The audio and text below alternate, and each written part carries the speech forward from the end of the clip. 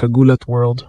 Isang balita ang mabilis na kumalat at nagdulot ng shockwave sa Bangkok at sa buong Pilipinas. Ang training footage ni Alexandra Ala sa Thailand para sa SEA Games ay naging viral sensation.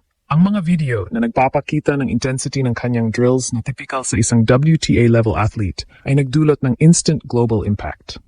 Ngunit ang mas nagpalaki sa hype ay ang viral image ng transition niya. Mula sa pagiging focus na manlalaro patungo sa isang proud Pinay na buong pusong nagtataglay ng bandila.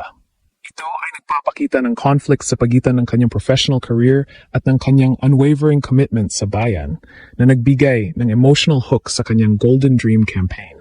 Ang shock factor ay nagmula sa disparity ng kanyang training level kumpara sa mga regional competitors. Habang ang ibang players ay naghahanda, si Ala ay nagpapakita ng Grand Slam level intensity sa ilalim ng tropical heat ng Thailand. Ang viral post ng kanyang training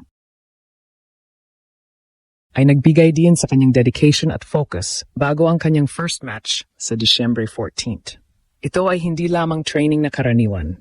Ito ay isang statement na handa siyang ibigay ang lahat at ang kanyang WTA experience ay kanyang gagamitin para sa glory ng Pilipinas.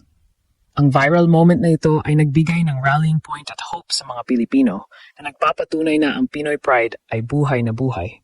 Ang image ni Ala na may bandila ay invaluable sa narrative ng ginulat ang mundo. Hindi lang siya isang superstar sa tennis, siya ang ambassador ng Filipino excellence. Ang pagiging viral ng kanyang preparation ay nagtatakda ng mataas na expectation at nagbibigay ng positive pressure na manalo. Ang buong Thailand ay nakamasid. Alam na ang threat na dala niya ay hindi matatawaran. Ang training footage at ang M ng nationalism ay nagbigay ng hope na ang kanyang personal sacrifice ay magbubunga ng multiple gold medals para sa bansa. Ang pagdating ni Alexandra Ala sa Bangkok para sa SEA Games 2025 ay nagdulot ng shockwave sa buong Thailand. Ngunit ang pinakagumulantang sa lahat ay ang pag-viral ng kanyang training footage at ang moment kung saan siya ay nagtataglay ng bandila ng Pilipinas. Ang mga video na kumalat online, lalo na ang mga nagpapakita ng transition mula sa kanyang seryosong drills patungo sa kanyang uniforme at ang image ng kanyang pagdadala ng bandila ay umabot sa daang-libong likes at shares sa loob lamang ng ilang oras. Ito ay nagbigay ng instant global impact na nagpapakita na ang hype sa paligid niya ay hindi lamang tungkol sa kanyang WTA Top 50 ranking, kundi pati na rin sa intensity at pride na dala niya sa training. Ang conflict na dala ng viral na kaganapang ito ay naglalagay ng emotional hook sa kanyang role bilang national icon. Si Ala ay hindi lamang nag-insayo para sa sarili. Bawat pawis at bawat palo ay may national significance. Ang viral footage ay nagbigay din sa kanyang dedication. Ang transition mula sa isang elite WTA player na nag-sacrifice ng kanyang career progression tungo sa isang flag bearer at torchbearer ng Pinoy pride. Sa Thailand, kung saan siya ay tinitingnan bilang ang pinakamalaking kalaban sa tennis, ang viral visibility niya ay nagpapataas ng prestige ng tournament at kasabay nito ang pressure na manalo. Ang pagiging viral ng kanyang training ay nagpapakita kung gaano siya pinaghandaan ng kanyang mga kalaban at kung gaano siya sinusuportahan ng kanyang mga kababayan. Ang narrative ay simple, isang superstar na handang magpakita ng unwavering commitment bago ang kanyang unang individual match na nakatakda sa Disyembre 14. Ang shock factor ay doble.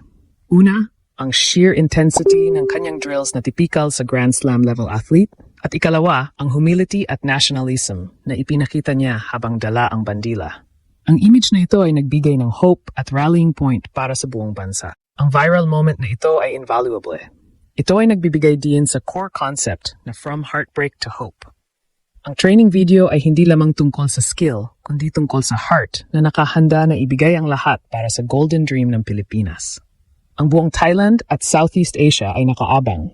Dahil alam nilang ang level ni Ala ay hindi pangkaraniwan at ang intensity ng kanyang paghahanda ay confirmation na hindi siya nagbibiro sa kanyang misyon. Ang viral training footage ni Alexandra Ala ay nagbigay ng sneak peek sa kung gaano ka-intense at kaseryoso ang kanyang paghahanda para sa SEA Games na nagpapatunay na ang success niya sa WTA Tour ay hindi nagkataon lamang.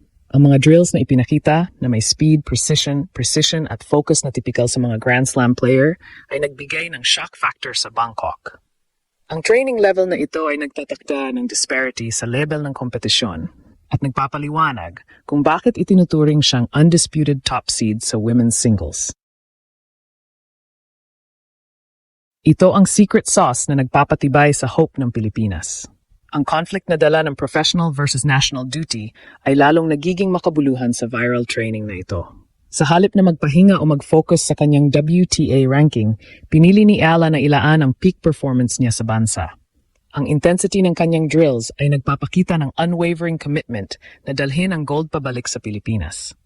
Ang viral post ay hindi lamang proof ng kanyang skill, kundi proof din ng kanyang sacrifice at dedication.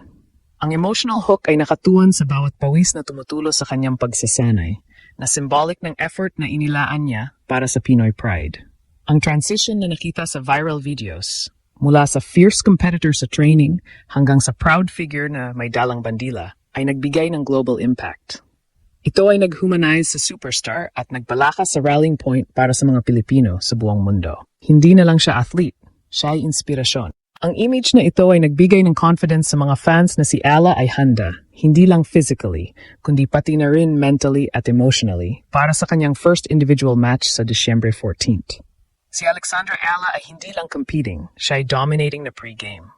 Ang kanyang viral training at ang nationalism na ipinapakita niya ay nagbibigay diin na ang Golden Dream ay hindi na lang pangarap, kundi isang mission na malapit ng matupad.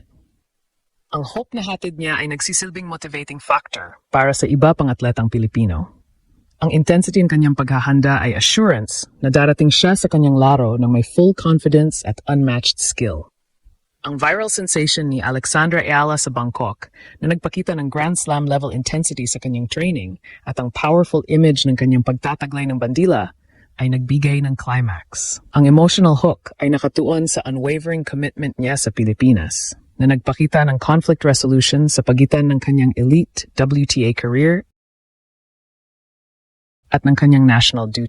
Ang training footage ay hindi lamang nagpakita ng skill at dedication, kundi nagbigay rin ng rallying point at hope sa bansa bago ang kanyang first individual match sa Disyembre 14.